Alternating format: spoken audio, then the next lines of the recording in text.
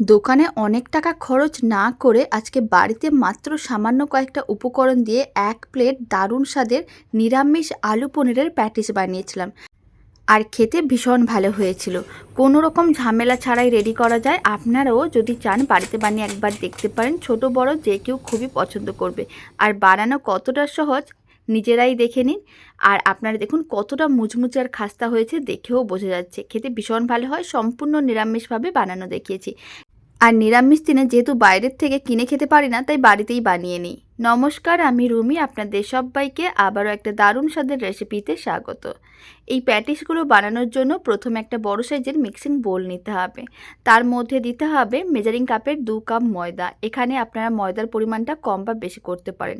আর অল্প করে একটু লবণ দিলাম, চা চামচের 4 ভাগের 1 ভাগ লবণ। 2 চামচের মতন সাদা তেল দিয়ে দিতে হবে। 2 কাপ আমি ময়দা দিয়েছিলাম, তাই 2 চামচ সাদা তেল দিয়েছি। খুব ভালো করে ময়দায় ময়াম দিতে হবে। যত ভালো করে ময়দায় ময়াম দেওয়া হবে ঠিক ততটাই মুচমুচে আর খাস্তা হবে, খেতে ততটাই ভালো লাগবে। খুব ভালো করে মিশিয়ে নিয়েছি। আপনারা দেখুন 2 থেকে 3 মিনিট এইভাবেই কিন্তু আমি ময়দায় ময়াম দিয়েছিলাম। এবার একটু চেক করে দেখে নেব। তার জন্য কিছুটা ময়দার মিশ্রণ এইভাবে হাতের মুঠোর মধ্যে নিয়ে দেখতে হবে। আপনারা দেখুন ময়দাটা ঠিক এরকমই একটা গোল বলের মতন হয়ে যাচ্ছে, তার মানে বুঝে নিতে হবে খুব ভালো করে ময়াম দেওয়া হয়ে গেছে। এবার অল্প অল্প জল দিতে হবে আর একটা ডো রেডি করতে হবে। এখানে আমি রুম টেম্পারেচারে জল দিয়ে ডো রেডি করছি, কোনো রকম ঠান্ডা বা গরম জল দিইনি। অল্প অল্প জল দিয়ে এরকম একটা টাইট ডো রেডি করে নিয়েছিলাম। ঠিক রুটি বা পরোটার জন্য আমরা যেমন ডো রেডি করি সেরকম করেই ডোটা রেডি করে নিয়েছিলাম। এখন ডোটাকে এক সাইডে রেখে দিতে হবে। আর এই দিকে আলুর পুর রেডি করে নেব। আলু আর পনিরের যে পুরটা রেডি করব। আর আমি আপনাদের একেবারে সম্পূর্ণ নিরামিষভাবে বানানো দেখাচ্ছি। তবে আপনারা যদি চান পেঁয়াজ দেবেন, দিতে পারেন, কোনো অসুবিধা নেই। তবে এইভাবে নিরামিষ বানালে খেতে এত ভালো হয়, না বাড়িতে বানালে বুঝতেই পারবেন না।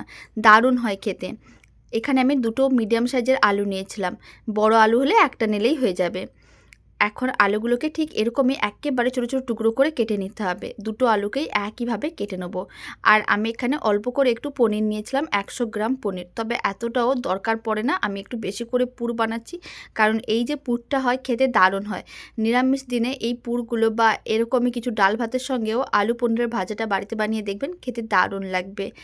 আপনারা দেখুন আলুটাকে এরকম ছোটো ছোটো টুকরো করে কেটে নিয়েছিলাম। আর যে একটা আলু আছে সেই আলুটাকে একইভাবে একেবারে ছোটো ছোটো টুকরো করে কেটে নিতে হবে। তারপর খুব ভালো করে জল দিয়ে 2-3 বার ধুয়ে নিয়েছিলাম। এখন কেটে রাখা আলুর টুকরোগুলো এক সাইডে করে দিলাম। এবার পনিরটাও কেটে নেব। আর এখানে আমি 100 গ্রামের মতন পনির নিয়েছিলাম। প্রথমে এইভাবে স্লাইস করে কেটে নিতে হবে। স্লাইস অংশগুলোকে একটু লম্বা করে তারপর ছোটো ছোটো টুকরো টুকরো করে কেটে নিতে হবে। এইভাবে আলু ও পনিরের পুরটা রেডি করলে খেতে দারুণ লাগে। পনিরও একইভাবে ছোটো ছোটো টুকরো করে কেটে নিয়েছিলাম। এখন পনিরের টুকরোগুলো এক সাইডে রেখে দিচ্ছি। আর একটা কড়াইকে গ্যাসের ওভেনের উপরে বসিয়ে দিয়েছি। কড়াইয়ের মধ্যে অল্প করে একটু সাদা তেল দিয়ে দিলাম। তেল খুব ভালো করে গরম করতে হবে। যখন তেল গরম হয়ে যাবে অল্প করে লবণ দিতে হবে, স্বাদ অনুযায়ী লবণ। আমি এখানে ছোটো চামচের 1/2 চামচের মতন লবণ দিয়েছি। অল্প করে একটু হলুদ গুঁড়ো দিয়ে দিলাম। আর দিয়ে দিলাম অল্প করে একটু লঙ্কার গুঁড়ো। এতে কালারটাও ভালো আসবে আর ঝালও হয়ে যাবে। সমস্ত কিছু খুব ভালো করে একসঙ্গে মিশিয়ে নিতে হবে। প্রথমে আমি মশলাগুলো দিয়ে দিলাম আর অল্প করে একটু গরম মশলার গুঁড়োও দিয়ে দিলাম। এখন এই মশলাগুলোর মধ্যে কেটে রাখা আলুর টুকরোগুলো দিয়ে দিতে হবে আর খুব ভালো করে মিশিয়ে নিতে হবে। তারপরে দিয়ে দিতে হবে অল্প করে একটু গ্রেট করা আদা। নিরামিষ দিনে পুর রেডি করার সময় এইভাবে একটু অল্প একটু গ্রেট করা আদা দিলে খেতে দারুণ লাগে, স্বাদ ও গন্ধ দুটোই খুবই ভালো আসে। সমস্ত কিছু ভালো করে মিশিয়ে নাড়াচাড়া করে আলুর টুকরোগুলোকে একটু ভেজে নিতে হবে।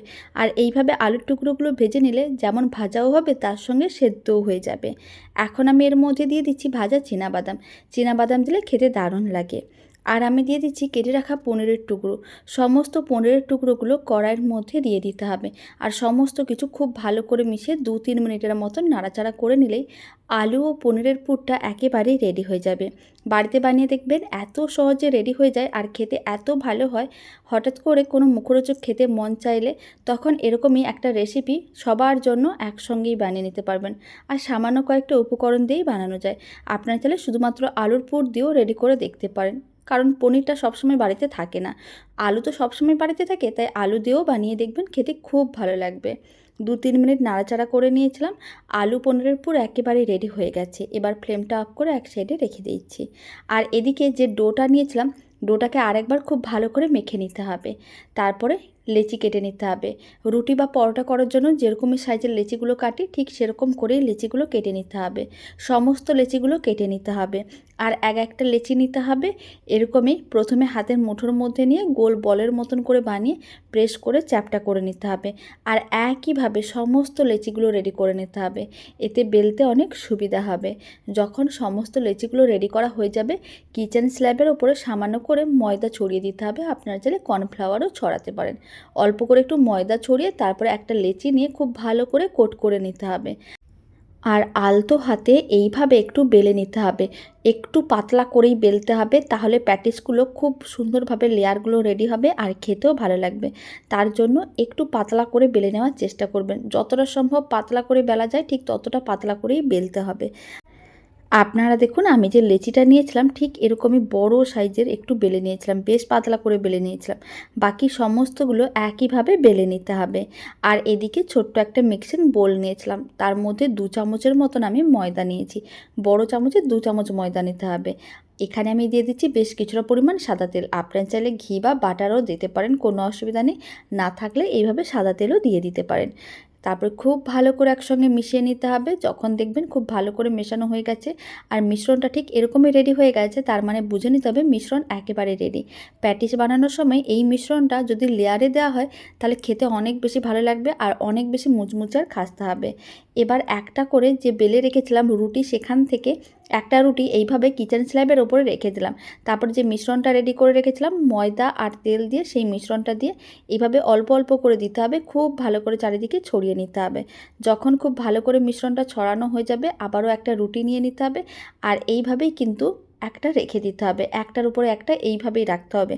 আর একইভাবে সমস্ত রুটিগুলো একটা করে রেখে দিতে হবে। আর অল্প করে মাঝখানে যে ময়দা ও তেলের মিশ্রণটা রেডি করে রেখেছিলাম অল্প করে দিয়ে খুব ভালো করে চারিদিকে ছড়িয়ে নিতে হবে। আর একইভাবে সমস্ত রুটিগুলো দিয়ে তারপরে দেখাচ্ছি। প্রায় 8-9টা যে আমি রুটি রেডি করেছিলাম সমস্তগুলো একটা করে দিয়ে দিয়েছিলাম। এবার ফোল্ড করতে হবে, এইভাবেই ফোল্ড করতে হবে, তাহলে কিন্তু খুব সুন্দরভাবে লেয়ারগুলো রেডি হবে আর প্যাটিসটা খেতে দারুণ লাগবে। প্রথমে লম্বা করে ফোল্ড করে নিলাম, লম্বা অংশটাকে এরকমই আবারও ফোল্ড করে নিলাম। এইভাবেই ফোল্ড করলে অনেকগুলো লেয়ার রেডি হবে। এখন অল্প করে ময়দা ছড়িয়ে দিতে হবে আর খুব ভালো করে বেলে নিতে হবে। একেবারে পাতলা করে বেলার দরকার নেই, একটু মোটা রেখে বেলে নিতে হবে। প্রথমে ময়দায় খুব ভালো করে কোট করতে হবে যাতে বেলতে অসুবিধা না হয়। আমি এখানে এইভাবে একটু লম্বা করে বেলে নিচ্ছি, তাহলে কি হবে প্যাটিসগুলো রেডি করতে সুবিধা হবে। ভালো করে বেলে নিতে হবে, খুব বেশি মোটা না খুব বেশি পাতলা না, ঠিক এরকমই রেডি করতে হবে। আপনারা দেখুন বেশ লম্বা করে বেলে নিয়েছিলাম।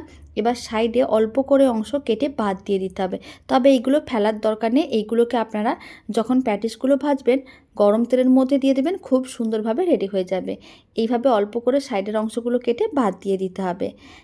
চারিদিকে অল্প অল্প অংশ বাদ দিতে হবে, এতে কিন্তু প্যাটিসের লেয়ারগুলো খুব সুন্দরভাবে রেডি হবে। চারিদিকগুলো অল্প করে কেটে বাদ দিয়ে দিয়েছিলাম। এবার মাঝ বরাবর এইভাবে লম্বা করে কেটে নেব। তারপর একটা লম্বা অংশ তুলে নিতে হবে। এবার লম্বা অংশগুলোকে চৌকো পিসে কাটতে হবে। তার জন্য ঠিক এইভাবে একটা চৌকো পিসের টুকরো রেডি করছি। এখানে আমি যে পরিমাণ ময়দা নিয়েছিলাম সেই পরিমাণ ময়দা দিয়ে 8টা প্যাটিস রেডি করা যাচ্ছে। এখন আপনারা প্যাটিসের পরিমাণ বাড়াতে চাইলে ময়দার পরিমাণও বাড়িয়ে নেবেন বা কম বানাতে চাইলে কম করে নেবেন। এইভাবেই কিন্তু একটা টুকরো নিতে হবে, একটু প্রেস করে চ্যাপটা করে দিলাম। তারপর অল্প করে জল নিয়ে খুব ভালো করে জলটা চারিদিকে এইভাবে কিন্তু ব্রাশ করে দিতে হবে, তাহলে ভাজার সময় আর খুলে যাবে না। এবার আলু ও পনিরের পুরটা এইভাবে এক সাইডে রেখে দিতে হবে আর তারপরে এইভাবে আটকে নিতে হবে। এইভাবে আটকে নেওয়ার পরে খুব ভালো করে এরকমই আঙুল দিয়ে একটু প্রেস করে নিতে হবে, তাহলে খুব সুন্দরভাবে আটকে যাবে আর ভাজার সময় খুলেও যাবে না। সমস্ত প্যাটিসগুলো একইভাবে রেডি করে নিতে হবে। এখন সমস্ত প্যাটিসগুলো রেডি করে নেওয়ার পরে কড়াইতে পরিমাণ অনুযায়ী তেল নিতে হবে। তেল খুব ভালো করে গরম করতে হবে। আর প্যাটিস ভাজতে একটু সময় লাগে আর একসঙ্গে অনেকগুলো করে দেওয়া যাবে না, তাই কড়াইতে তেল গরম করে আমি 3টে প্যাটিস দিয়ে দিলাম। 3টে প্যাটিস দেওয়ার পরে ফ্লেমটা একেবারে মিডিয়াম টু লোতে আছে। গরম তেল এইভাবে একটু ছিটিয়ে দেবো আর প্যাটিসগুলোকে উল্টে পাল্টে লাল লাল করে ভাজতে হবে। মোটামুটি 7-8 মিনিটের মতন সময় প্রয়োজন পড়বে। একটু টাইম নিয়ে প্যাটিসগুলো ভাজলে দেখতে যেমন সুন্দর লাগবে খেতে ঠিক ততটাই ভালো লাগবে। এবার আমি আপনাদের 7-8 মিনিট পরে দেখাচ্ছি। আপনারা দেখুন প্যাটিসগুলোকে উল্টে পাল্টে বেশ লাল লাল করে ভেজে নিয়েছিলাম। এবার তুলে একটা প্লেটের মধ্যে বা যে কোনো একটা বোলের মধ্যে রেখে ঠান্ডা করে নিতে পারেন। তারপরে বাকি প্যাটিসগুলো একইভাবে রেডি করতে হবে। আর সমস্ত প্যাটিসগুলো ভেজে তারপরে একটা প্লেটের মধ্যে সার্ভ করে আমি আপনাদের দেখাবো। আপনারা দেখুন কথা বলতে বলতে অন্য প্যাটিসগুলোকেও গরম তেলের মধ্যে দিয়ে দিয়েছিলাম। সেই প্যাটিসগুলোও ভাজা হয়ে গিয়েছিল। এবার তুলে আমি রেখে দিচ্ছি। সমস্ত প্যাটিসগুলো ঠিক একইভাবে ভেজে নিতে হবে। এই প্যাটিসগুলো দেখতে যত না সুন্দর হয়, খেতে তার থেকে অনেক বেশি ভালো হয়। বাড়িতে অবশ্যই বানিয়ে দেখুন। আর সামান্য কয়েকটা উপকরণ দিয়েই বানানো যায়, খুব বেশি খরচও হবে না। একেবারে অল্প খরচে পুরো পরিবারের জন্য বানিয়ে নিতে পারবেন। আর শব্দ শুনেই বুঝতে পারছেন কতটা মুচমুচে খাস্তা হয়েছে। বাড়িতে বানালে কমেন্ট বক্সে জানাতে একেবারেই ভুলবেন না খেয়ে কেমন লাগলো। তো চলুন, ভিডিওটা আমি এখানেই শেষ করছি। আপনারা সবাই ভালো থাকবেন, সুস্থ থাকবেন। আপনাদের সঙ্গে আবার নতুন রেসিপি নিয়ে দেখা হচ্ছে। বাড়িতে বানালে কমেন্ট বক্সে জানাতে একেবারেই ভুলবেন না খেয়ে আপনাদের কেমন লাগলো।